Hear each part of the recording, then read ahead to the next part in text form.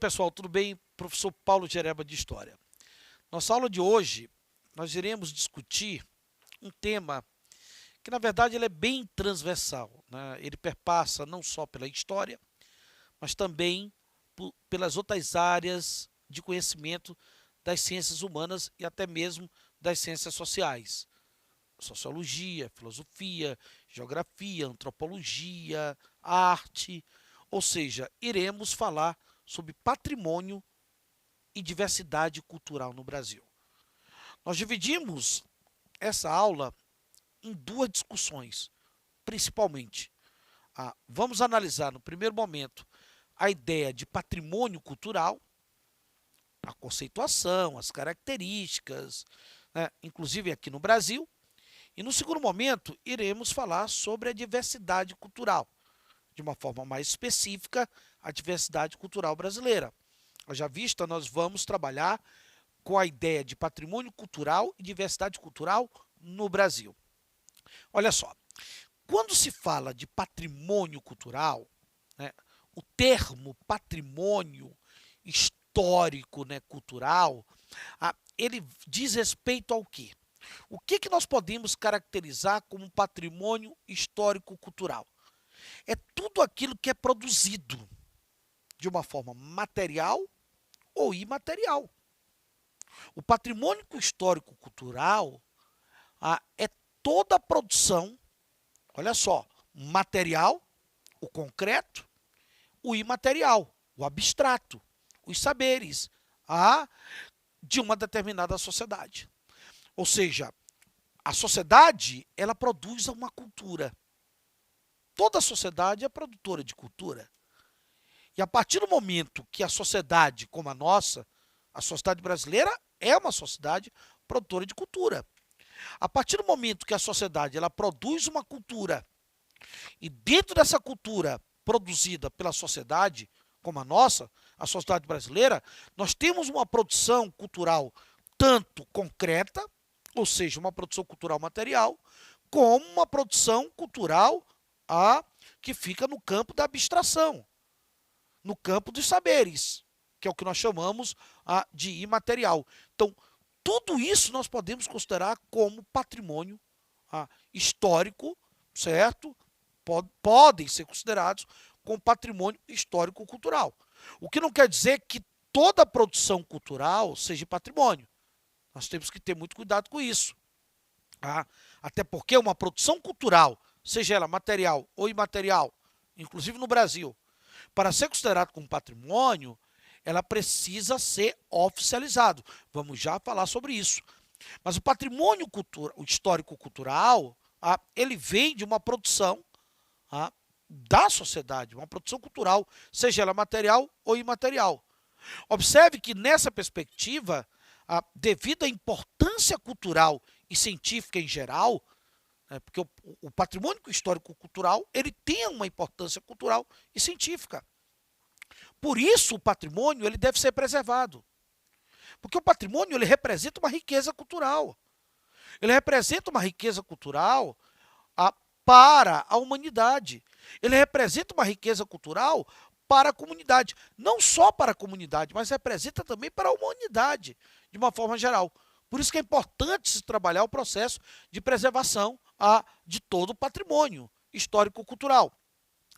Observe que os profissionais, porque quando você discute o patrimônio histórico-cultural, existe uma série de profissionais que estão diretamente envolvidos, né, com a identificação, certo?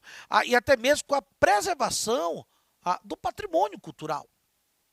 Nós temos vários profissionais, profissionais que estão ali, envolvidos não só no processo de identificação, mas até mesmo no processo de preservação do patrimônio histórico-cultural. E quando se fala desses profissionais, nós estamos falando de historiadores, nós estamos falando de historiadores da arte, de antropólogos, de arquitetos, urbanistas. Então, são vários profissionais que estão ali com esse papel de trabalhar com a identificação e até mesmo a preservação. Observe que quando um determinado bem cultural determinado bem cultural, seja ele material ou imaterial, quando o bem cultural ele se transforma em patrimônio, a partir de um momento que um bem cultural se transformar em patrimônio, porque nem todo bem cultural é patrimônio. A partir do momento que você observa, tá, a saída do bem cultural, a passagem do bem cultural para patrimônio cultural, na verdade, quem faz isso, por exemplo, no Brasil, é um órgão, uma entidade conhecida como IPHAN, o famoso IPAM. O IPHAN, no Brasil, é que é responsável por esse processo. É ele que irá tombar, ou ele que irá, basicamente, né, fazer o processo de inscrição de um determinado patrimônio, seja ele material ou imaterial, né, de um determinado bem cultural, seja ele material ou imaterial, como o quê? Como patrimônio cultural. Então, nós temos profissionais técnicos dentro desse órgão, do Instituto do Patrimônio Histórico Artístico Nacional, o IPHAN ou IPAM, que vai ser responsável através de uma análise técnica, ou muitas das vezes através de influência política, né? Ou muitas das vezes através da mobilização da sociedade, mas acima de tudo a partir de uma análise técnica. Porque existem vários profissionais nesse órgão, dentro do IPHAN ou do IPAM, que é responsável por esse processo de transformação desse determinado bem cultural, seja ele material ou imaterial, em patrimônio cultural. Então, existe uma série de profissionais, como historiadores, antropólogos, geógrafos, que vão ser responsáveis diretamente por isso. Então, nem todo bem cultural é patrimônio. Para que ocorra a transformação de um bem cultural em um patrimônio, no Brasil, por exemplo, o IPHAN ou IPAM, ele deve fazer o reconhecimento oficial, através de um tombamento ou através de uma inscrição. Uma outra coisa interessante, quando você discute o patrimônio cultural, porque o patrimônio histórico-cultural, na verdade, eles são bens.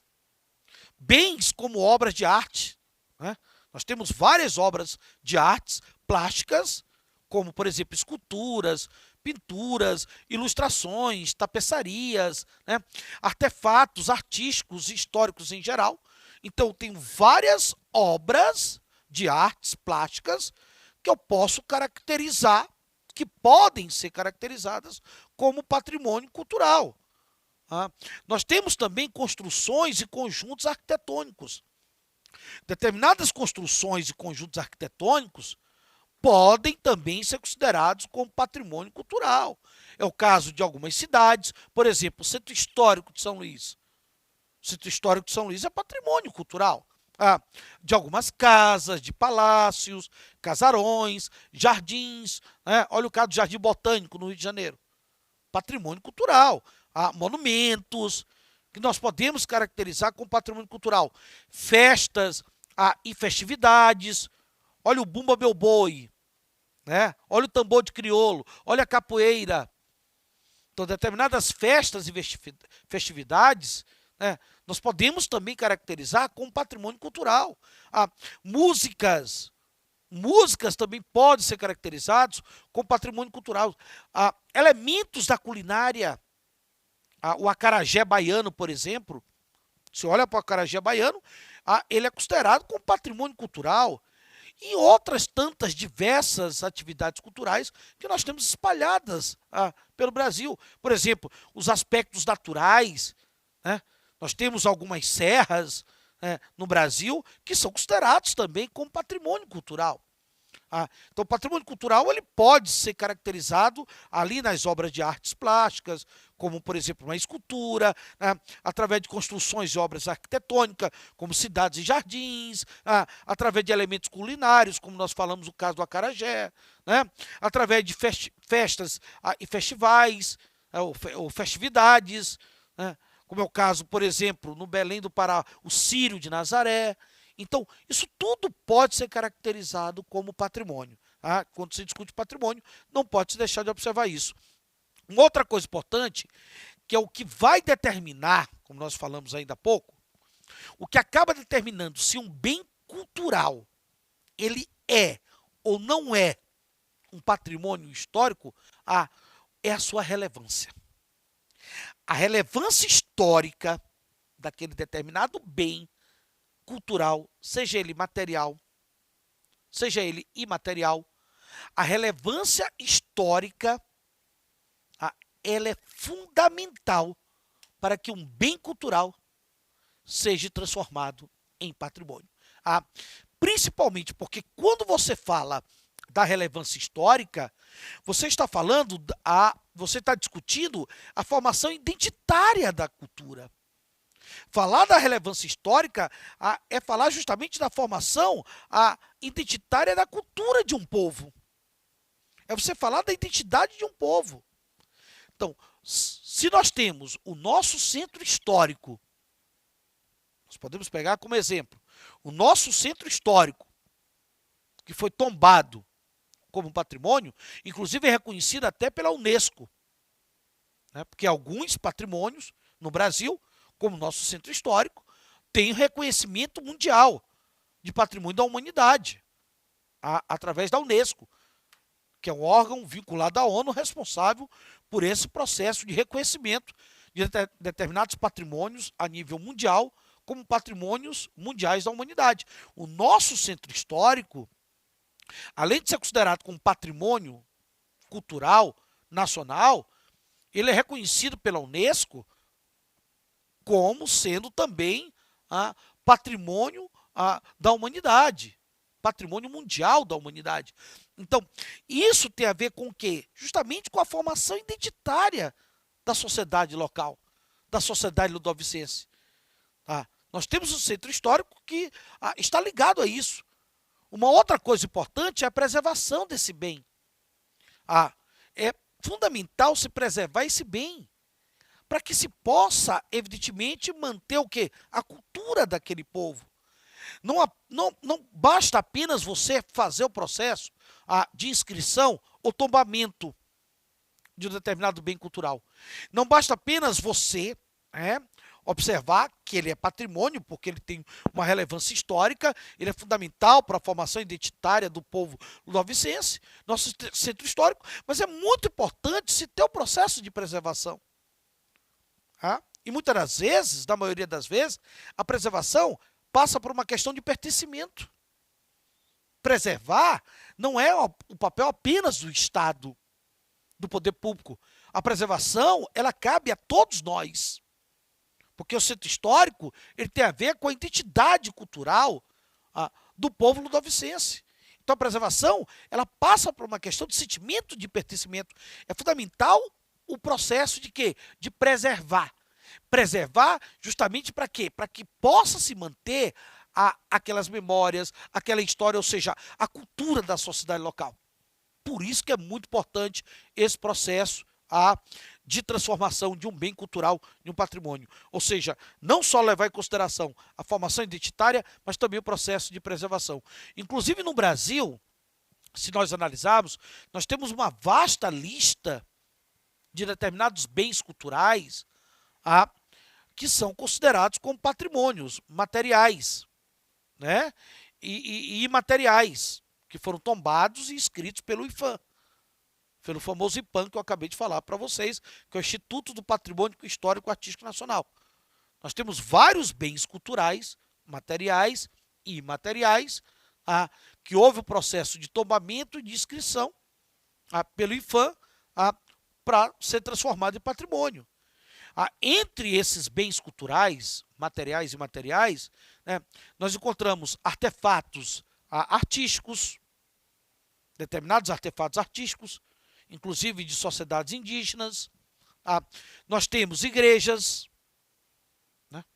Muitas igrejas no país, na verdade, elas, em várias cidades brasileiras, inclusive as igrejas ali de Ouro Preto, são tombadas como patrimônio. Nós temos museus, considerados também como patrimônio de cidades, nosso centro histórico, não a cidade de São Luís, mas nosso centro histórico, né? Que faz parte aqui da cidade de São Luís. E nós temos também vários patrimônios imateriais, né? Como, por exemplo, imaterial, como eu citei agora, nós temos o acarajé. O acarajé baiano, que faz parte da culinária da Bahia, herança ali da cultura, o quê? Da cultura africana.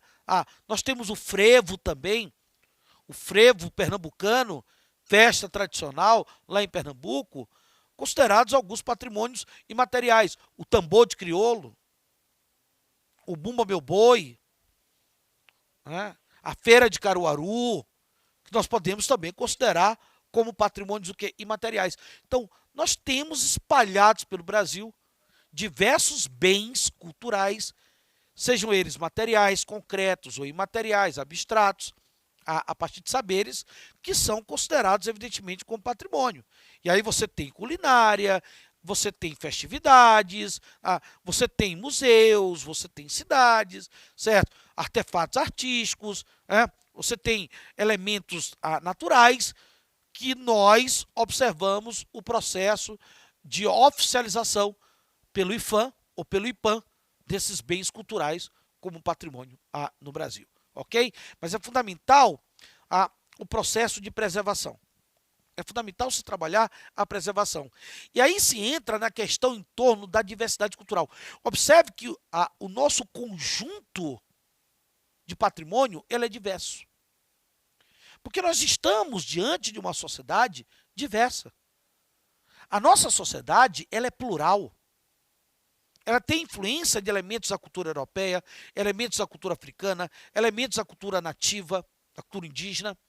Então nós estamos diante de uma sociedade diversa, que a própria estrutura patrimonial e até mesmo de outros bens culturais, sejam eles materiais ou imateriais, que até hoje não foram considerados como patrimônio, mostram que nós estamos diante de uma diversidade, né, cultural. O Brasil é um país de diversidade cultural. Afinal de contas, a diversidade cultural é justamente o quê? A convivência simultâneas entre várias etnias. Falar da diversidade cultural é falar da convivência simultânea entre europeus, entre negros, entre índios. Isso faz com que a nossa sociedade, por conta dessa convivência simultânea de várias etnias e culturas, etnias e culturas, em um recorte territorial e social. A partir daí você tem o que nós chamamos de diversidade. O Brasil é um país com uma fortíssima diversidade cultural. Você olha, inclusive, para São Luís, numa época como essa agora, você percebe a diversidade cultural. Você percebe o tambor de crioulo, você percebe, por exemplo, blocos tradicionais, charangas, escola de samba. Então nós temos uma fortíssima diversidade cultural no Brasil, né? Você olha para a sua comunidade, você olha para a sociedade que você vive em termos locais, você claramente percebe as diversas etnias ali simultaneamente, né? As culturas, as manifestações culturais e a nossa diversidade cultural. Ou seja, a diversidade cultural brasileira, ela deriva justamente da diversidade de povos. A diversidade de povos que compõem o nosso território influencia na nossa diversidade cultural. Nós vivemos num país continental, nós vivemos num país, por mais que alguns tentem negar isso, um país plural, que há uma diversidade de povos, e isso vai influenciar na própria diversidade cultural brasileira. Por mais que a gente tenha alguns negacionistas aí. Quer dizer, a diversidade cultural nos marca enquanto povo. Somos essencialmente diversos. Somos plurais. E precisamos respeitar e compreender essa pluralidade. É fundamental nós preservarmos o patrimônio, nós respeitarmos a diversidade, nós poder compreender que nós fazemos parte dessa diversidade. Nós, brasileiros, fazemos parte de uma diversidade. Isso está na essência do brasileiro. Está na essência do brasileiro. Está na essência da cultura brasileira. É essencial. Infelizmente, em tempos atuais, ou até mesmo historicamente no passado, se vê uma tentativa de negacionismo por parte de alguns setores da sociedade. Mas nós somos um povo plural, diverso, e é fundamental respeitarmos a diversidade cultural. Um grande abraço e até o nosso próximo encontro.